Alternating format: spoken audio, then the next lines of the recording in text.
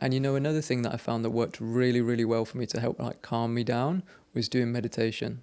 I mean, yeah, you vouch for meditation. Literally, bro. It is for me one of the biggest game changers. And like when you get that awkwardness or that anxiety, it's like it buffers it, as in it stops it from overtaking you. It allows you to be more present, as we spoke about earlier.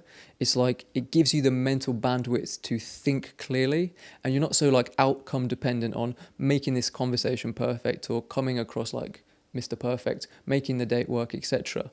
And obviously working in mental health, bro, I know that you're probably the massive advocate for meditation. Medication. For medication. You're probably an advocate for medication is too. a big part to it. but yeah, like what are your thoughts on meditation? I mean, meditation is a big thing, and it definitely is a really good intervention to use. I think that when you say to people to do meditation, though, it does carry a sense of that's a little bit of the unknown. That's not me. Like, oh, well, that's too woo-woo for me. Yeah. Sitting listening to Chinese bells, what's that going to do, you know? Of course. So what I kind of tend to focus on is a lot of breath work.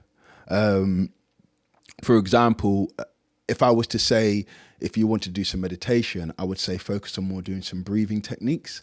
I'll tell you a quick story how important breath work is one time when I was in a boxing fight. I was fighting this guy. He was 6'6". I'm 6'4", so he was a big guy, built like a flipping train. And I had, let's just say, social anxiety wasn't there. It was pure anxiety. And I was terrified, but I knew that I had to do this because I've got people here watching me and I have to fight this guy. So when I got in the ring, the bell rang and he came at me like a train. Like, he pommeled the absolute daylights out of me for the first 30 seconds of that fight. My nose was split, my eyes were shut, and he winded me about 3 or 4 times, and I was in a lot of pain. I went back to my corner when the bell rang, so I survived the first round. And I went back to the corner and I said, Coach, what is going on? What is happening to me?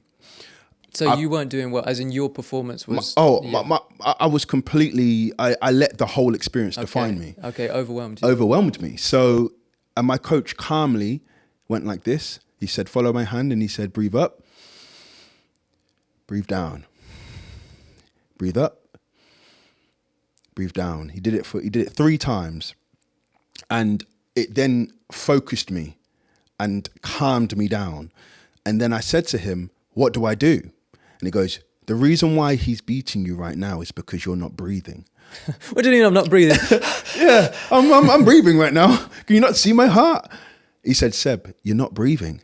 So I said, okay. And he goes, what we just did, breathing up, breathe down, every time he comes to exchange with you and he steps back, because he will, I want you to do that breath work. I did that and I ended up winning that fight. Wow.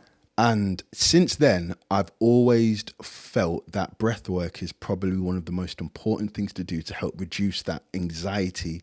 And you can use it in all fields. You could use it, for example, if you're in a social anxiety situation, or awkward situation. You could use it if you have that social anxiety experience that you're having, like you're getting ready to go out and you're feeling that way.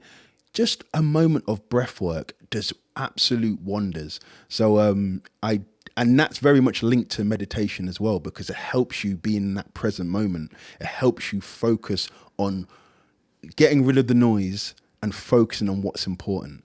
So meditation is a big part of mental health improvement and improving social anxiety and things of that type of nature. Yeah, because that breathing, like that is like a mini meditation in some ways. Exactly. You're focusing. Yeah, okay. Yeah. And you know, another one I found that was really good for me is, remember we used to go out when we were like 18, 19, like our Friday nights, we would be so gassed to go out because we were like, right, Friday night, we're going out. And I would always be like a little bit like, I'd have butterflies to go out because I didn't know what was going to happen that night. We'd meet some girls, what was going to happen, the night's going to be crazy. That girl over there, she might look nice. And then I heard this other thing, and it might have been like another sports thing, where basically what what sprinters do, they have the same sort of butterflies before the race. Like, so what they do is they reframe the thought. I said they're not feeling awkward or anxious or feeling bad. It's not a negative thought. They reframe it to a positive thought. They basically think, they take the thought and make it, I'm feeling excited. This feeling is excitement. So you're reprogramming your mind to think that this feeling is not negative. It's actually positive, and you use that as like your energy source. And that one works, man. That one works. There's some gems tonight. Literally. Yeah. Like, people are going to be levitating by the end of this podcast.